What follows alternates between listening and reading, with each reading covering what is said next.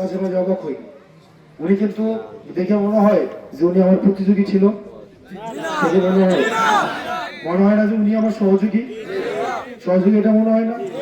উনি প্রতিযোগী হলে কি মানে প্রতিযোগী দলের সিদ্ধান্ত যা দিছে একবারের জন্য 1 মিনিটের জন্য এটা কিন্তু কি করে নাই, স্যাক্রিফাইস করছে।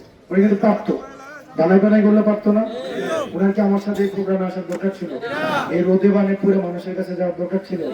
উনি কিসের স্বার্থে আসে? আপনাদের স্বার্থে, দেবিদ্বারের স্বার্থে আসে না?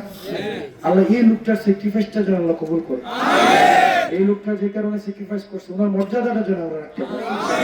আমরা যেন কোনোভাবেই ওনার এই যে কষ্ট এতদিনের, এই কষ্টকে যেন কোনোভাবে বৃথা না হইতে দেই। মানুষ যেন এটা কোনোভাবে মনে না করে যে ওনার এই যে স্যাক্রিফাইসটা ব্যর্থ হয়েছে। এটা আমাদের কার্যক্রমের মধ্যে দিয়ে করতে পারবো না আমরা, পারবো তো ইনশাআল্লাহ। সেজন্য আপনাদেরকে প্রত্যেক ঘরে ঘরে যাইতে হবে, প্রত্যেক বারে বারে যেতে হবে, অন্তত 10 বার করে। কয়বার করে? এখানে প্রত্যেকজন উপস্থিত যারা আছেন, প্রত্যেক দিন প্রত্যেকজন অন্তত 10 জনের দায়িত্ব নিতে হবে। কয়জন?